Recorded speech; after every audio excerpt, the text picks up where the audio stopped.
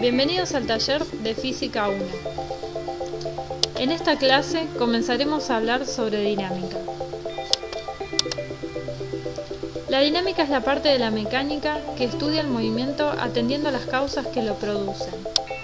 En principio, la dinámica trata de cualquier sistema formado por un número arbitrario de partículas interactuando entre sí y con fuerzas externas.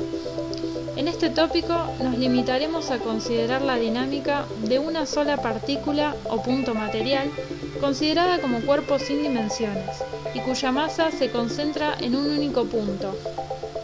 A partir del estudio de la dinámica de partículas individuales, puede tratarse el estudio de los sistemas de partículas y la dinámica del sólido rígido. La dinámica se basa en tres leyes fundamentales conocidas como principios de la dinámica o leyes de Newton.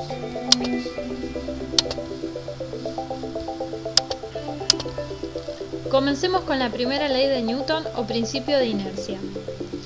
Según Newton, todo objeto continúa en su estado de reposo o de movimiento uniforme en línea recta a menos que sea obligado a cambiar ese estado por fuerzas externas netas que actúan sobre él.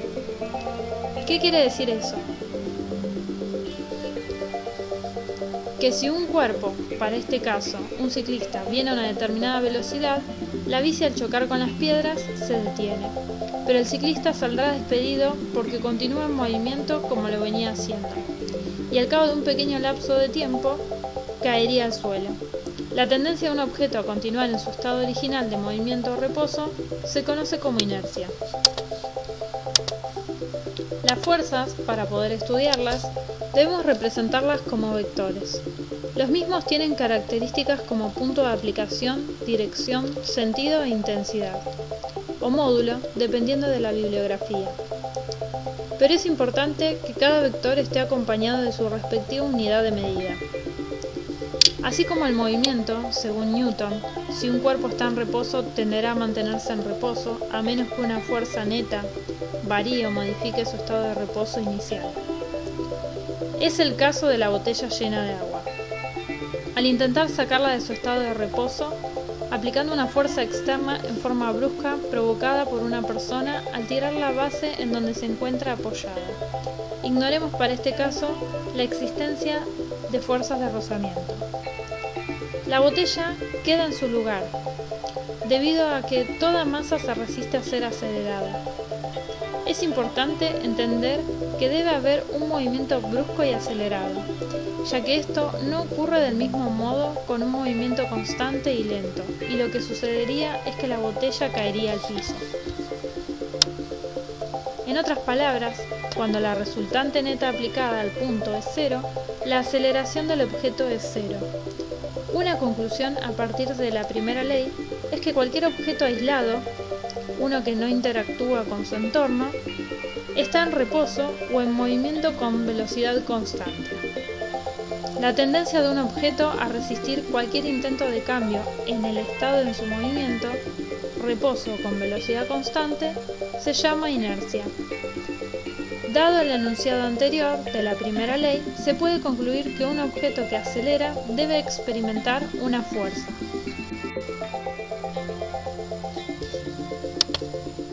Piensen que quieren atrapar ya sea una pelota de básquet o una bola de bowling. ¿Cuál es más probable que siga moviéndose cuando intentan capturarla? ¿Cuál requiere más esfuerzo para lanzarla? Lo cierto es que la bola de bowling requiere más esfuerzo. En el lenguaje de la física se dice que la bola de bowling es más resistente al cambio de movimiento que la de básquet. ¿Cómo se puede cuantificar este concepto? La masa es la propiedad de un objeto que especifica cuánta resistencia muestra un objeto para cambiar su movimiento. Los experimentos muestran que mientras más grande sea la masa de un objeto, menos acelera el objeto bajo la acción de una fuerza aplicada conocida. Para describir la masa en unidades cuantitativas, se realizan experimentos en los que se comparan las aceleraciones que produce una fuerza conocida sobre diferentes objetos.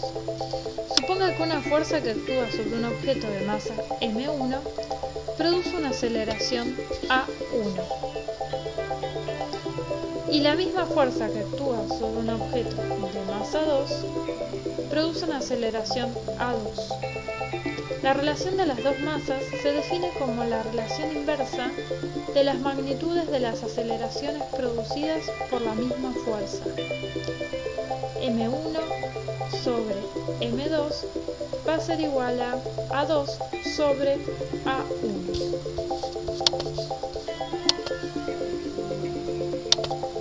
Por ejemplo, si una fuerza conocida que actúa sobre un objeto de 3 kilogramos produce una aceleración de 4 metros sobre segundos al cuadrado, la misma fuerza aplicada a un objeto de 6 kilogramos produce una aceleración de 2 metros sobre segundos al cuadrado.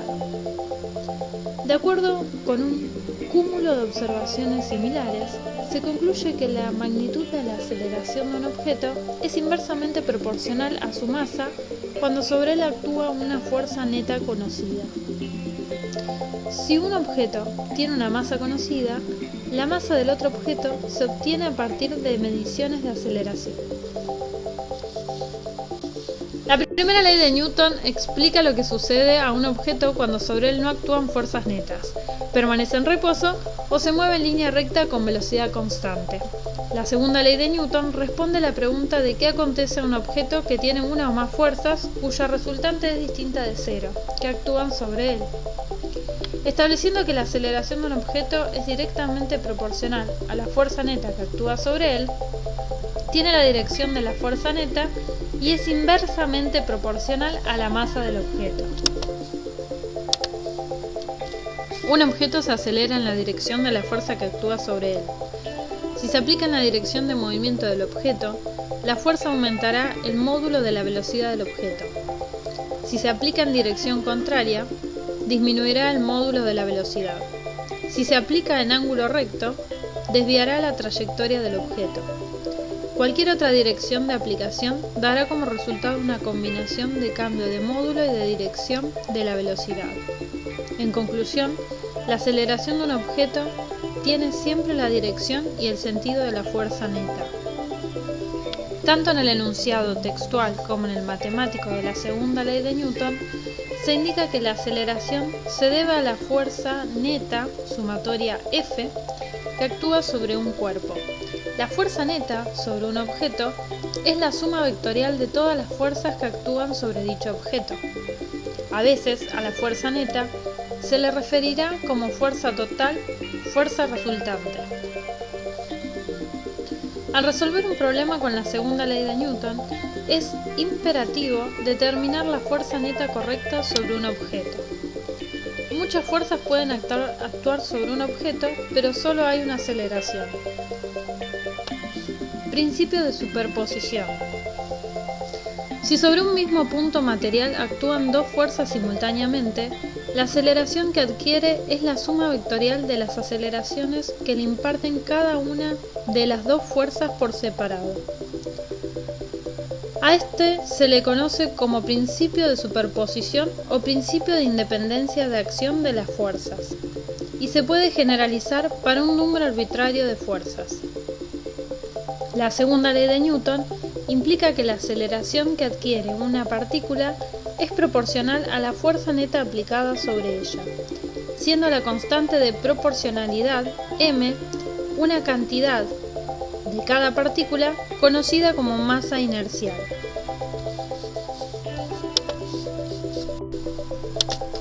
Del enunciado anterior podemos denominar fuerza a cualquier causa, acción, esfuerzo o influencia que pueda alterar el estado de movimiento o de reposo de cualquier cuerpo. La unidad del Sistema Internacional de Fuerza es el newton. Una fuerza de 1 newton es la fuerza que cuando actúa sobre un objeto de 1 kilogramo de masa produce una aceleración de 1 metro sobre segundo al cuadrado. Si observamos la imagen del árbol del manzano, podemos detallar cómo una manzana madura cae con una fuerza definida por su magnitud de 2 newtons, con una dirección vertical y un sentido hacia abajo. Los vectores nos resultan muy útiles cuando deseamos utilizar cantidades de fuerza, velocidad y aceleración. ya que estos nos permiten indicar el sentido, punto de aplicación, dirección e intensidad. Este tipo de cantidades las podemos definir como las cantidades vectoriales y a su vez se distingue que las cantidades escalares solamente se describen por su magnitud.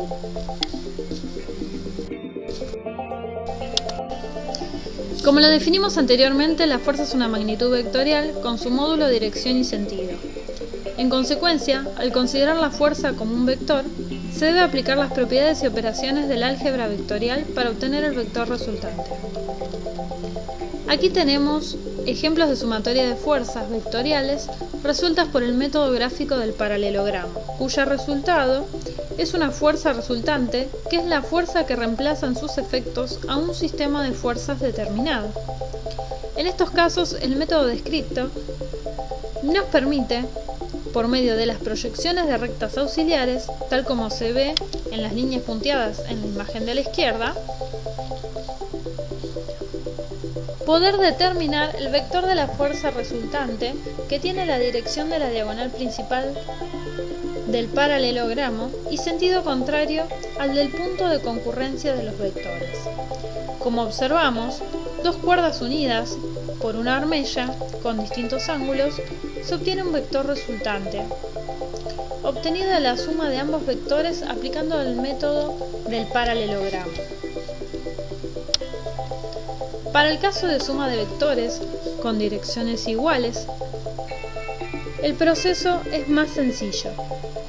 Si tienen el mismo sentido, se suman, y si tienen sentidos opuestos, se restan. Un ejemplo de ello lo visualizamos con un grupo de personas tirando una cuerda. Ambas parejas tiran en la misma dirección, pero con sentidos opuestos. La fuerza resultante es la resta de ambos vectores y tendrá el sentido de la fuerza de mayor módulo. Es importante diferenciar la fuerza resultante, que hablamos anteriormente, de la fuerza neta. Si son la agrupación de todas las fuerzas sobre el cuerpo, lo llamamos fuerza neta, y si es la unión de alguna de ellas, es lo que llamamos fuerza resultante. Ahora veremos la descomposición de una fuerza. En un sistema ortogonal de coordenadas definimos tres vectores, Y, J y K, correspondientes con los ejes X, Y y Z, respectivamente, tal y como se muestra en la imagen A. Pero nuestro estudio se focalizará en dos dimensiones, aunque de igual forma trabajaremos con un sistema de coordenadas de dos dimensiones, es decir, en el plano. A la hora de definir las componentes rectangulares de una fuerza, nos vemos obligados a marcar un sistema de coordenadas en el plano con un criterio unificado de sentidos positivos y negativos de las componentes rectangulares de la fuerza que tratemos, tal cual lo observamos en la figura B.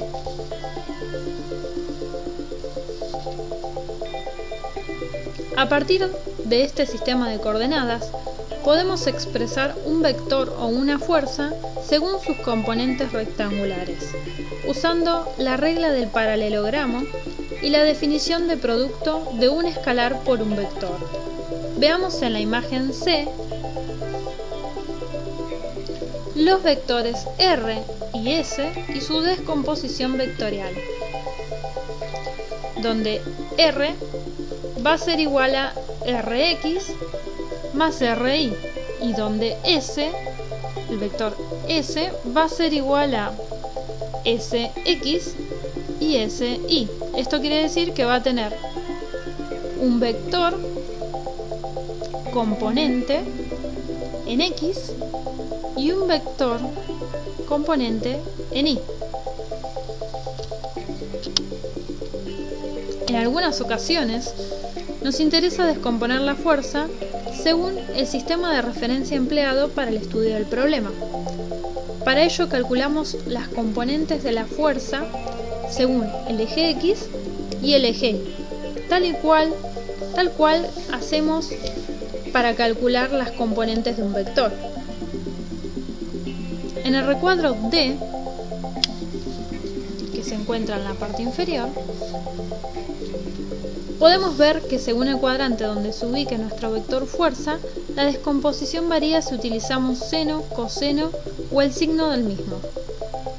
También se puede tomar en consideración el ángulo completo, es decir, desde el eje X positivo sin tener que considerar los signos de los ejes de cada cuadrante. Es especialmente relevante hacer esta descomposición de fuerzas en el caso de un objeto sobre un plano inclinado, ya que en este caso se elige como eje X la dirección del movimiento del objeto.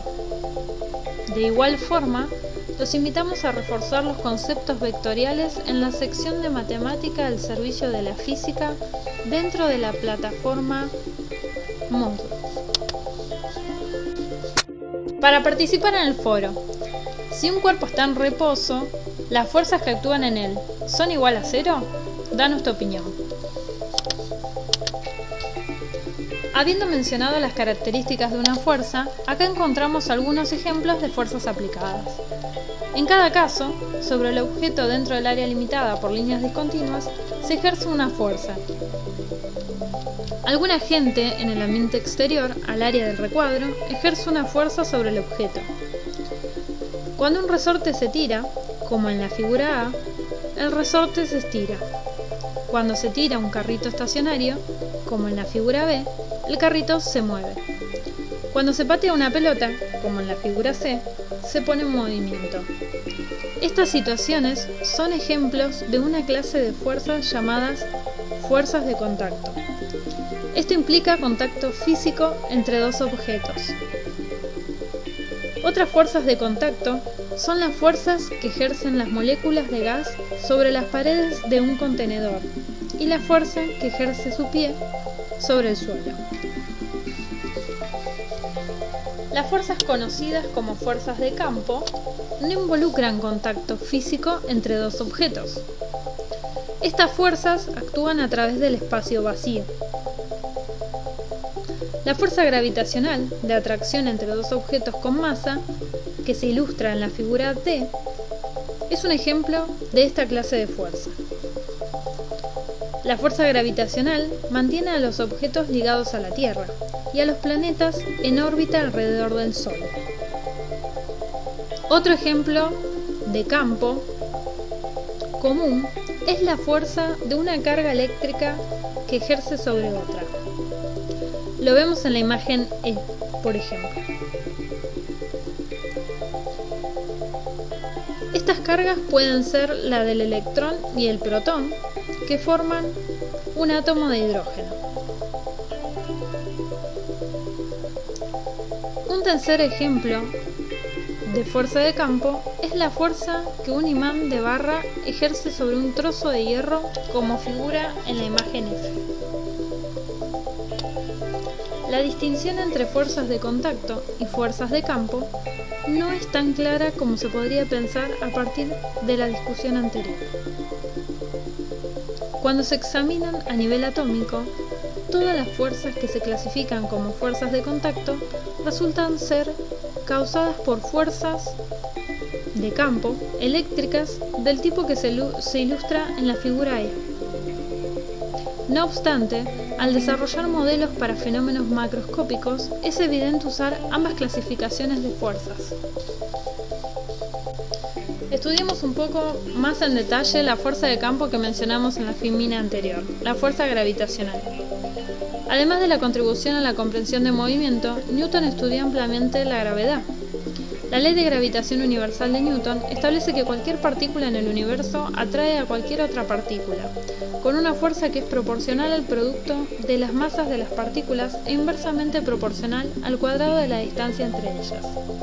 En la figura superior se observa esta relación, donde G es la constante de gravitación universal. La fuerza gravitacional es la fuerza de atracción recíproca entre dos objetos cualesquiera en el universo. Con este concepto de fuerza de gravedad, y lo visto en la segunda ley de Newton, podemos profundizar por qué los objetos en caída libre son acelerados de igual manera a pesar de su masa por dicha fuerza de gravedad, considerando que es despreciable el rozamiento con el aire. Sabemos que un cuerpo que cae acelera hacia la Tierra debido a la fuerza de atracción gravitacional entre el objeto y la Tierra. Cuando la fuerza de gravedad es la única que actúa, es decir, cuando fricciones como la del aire son despreciables, se dice que el objeto está en caída libre. Probablemente la fuerza más famosa de todas es la gravedad. Los humanos en la Tierra pensamos en la gravedad como una manzana cayéndole en la cabeza a Isaac Newton. La gravedad significa que las cosas caen, pero esto es solo nuestra experiencia de la gravedad. En realidad, así como la Tierra tira a la manzana hacia ella, debido a la fuerza gravitacional, la manzana también tira a la Tierra. La cosa es que la Tierra es tan masiva que sobrepasa todas las interacciones gravitacionales de todos los demás objetos en el planeta. Cualquier objeto con masa ejerce una fuerza gravitacional sobre todos los demás objetos. La fuerza de atracción gravitatoria de la Tierra sobre un cuerpo se llama peso del mismo. Si tomamos en cuenta que la fuerza peso de un cuerpo será entonces la constante gravitacional por la masa de la Tierra y la masa del cuerpo sobre la distancia al cuadrado del cuerpo respecto de la Tierra, tendremos que si reemplazamos la constante gravitacional, la distancia y la masa de la Tierra por la aceleración, en este caso de la gravedad, nos quedará que el peso es igual a la aceleración de la gravedad por la masa del cuerpo. Usaremos el símbolo G en vez de A para indicar que la aceleración solo se debe a la gravedad. La relación de peso a masa en objetos en caída libre es igual a la constante gravitacional. Ahora comprendemos que la aceleración de la caída libre es independiente de la masa de un objeto. Una piedra, 100 veces más masiva que un ladrillo, cae con la misma aceleración que el ladrillo, porque aunque la fuerza sobre la piedra, es decir, su peso, es 100 veces mayor que la fuerza sobre el ladrillo, su resistencia, la masa, a cambiar el movimiento es 100 veces mayor que la del ladrillo. La mayor fuerza se compensa con la masa igualmente mayor. La masa no se debe confundir con el peso. La masa y el peso son dos cantidades diferentes. La masa es una cantidad escalar y el peso es vectorial. El peso de un objeto es igual a la magnitud de la fuerza gravitacional ejercida sobre el objeto y varía con la posición. Por ejemplo, una persona que pesa 687 newtons sobre la Tierra pesa solo aproximadamente 113 newtons sobre la Luna. Esto se debe a la relación gravitacional, hombre-objeto de mucha masa. Por otra parte, la masa de un objeto por donde quiera es la misma. Una persona que tiene una masa de 70 kilogramos sobre la Tierra también tiene una masa de 70 kilogramos sobre la Luna. Todos los objetos son atraídos hacia la Tierra y la fuerza de atracción que ejerce la Tierra sobre un objeto se llama fuerza gravitacional y se la suele identificar con la letra G. Esta fuerza se dirige hacia el centro de la Tierra y su magnitud se llama peso del objeto. Por lo tanto, el peso de un objeto, al definirse como la magnitud P, es igual a m por g, es decir, la masa por la aceleración de la gravedad. Puesto que depende de g, el peso varía con la ubicación geográfica, dado que la gravedad disminuye a medida que crece la distancia al centro de la Tierra. Los objetos pesan menos a mayores altitudes que a nivel del mar. Por ejemplo, un palo de ladrillos de 1000 kilogramos, utilizados en la construcción de un edificio, pesaba 9.800 newtons a nivel de calle, pero pesaba alrededor de 1 newton menos cuando se levantó del nivel de la acera hasta lo alto del edificio. Como otro ejemplo, suponga que un estudiante tiene una masa de 70 kilogramos. El peso del estudiante en una ubicación donde G es igual a 9,8 metros sobre segundos al cuadrado es igual a 686 newtons. Sin embargo, en lo alto de una montaña, donde G es igual a 9,77 metros sobre segundos al cuadrado, el peso del estudiante solo es 684 newtons.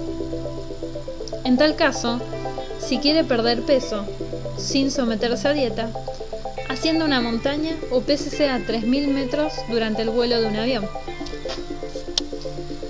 La ecuación cuantifica la fuerza gravitacional sobre el objeto, pero advierte que esta ecuación no requiere que el objeto se mueva. Incluso para un objeto fijo o para un objeto sobre el que actúan varias fuerzas, se puede aplicar para calcular la magnitud de la fuerza gravitacional. El resultado es un cambio sutil en la interpretación de la masa en la ecuación que establece la intensidad de la atracción gravitacional entre el objeto y la Tierra. Este papel es por completo diferente del descrito antes para la masa. Medir la resistencia al cambio en movimiento como respuesta a una fuerza externa. Por ende, la masa en la ecuación se llama masa gravitacional, aun cuando esta cantidad sea diferente en comportamiento de la masa inercial. Una de las conclusiones experimentales de la dinámica newtoniana es que la masa gravitacional y la masa inercial tienen el mismo valor. Aunque esta discusión se enfocó en la fuerza gravitacional sobre un objeto debida a la Tierra, el concepto generalmente es válido en cualquier planeta. El valor de G variará de un planeta a otro, pero la magnitud de la fuerza gravitacional siempre será conocida por el valor de m por G. Para participar en el foro, suponga que habla por un teléfono interplanetario a un amigo que vive en la Luna. Él le dice que acaba de ganar 1 newton de oro en un concurso. Con gran alegría, usted le dice que entró a la versión terrícola del mismo concurso y que también ganó 1 newton de oro. ¿Quién es más rico? Y tenemos 3 opciones: usted, su amigo o ambos somos igualmente ricos. Por favor, coméntenos las respuestas en el foro.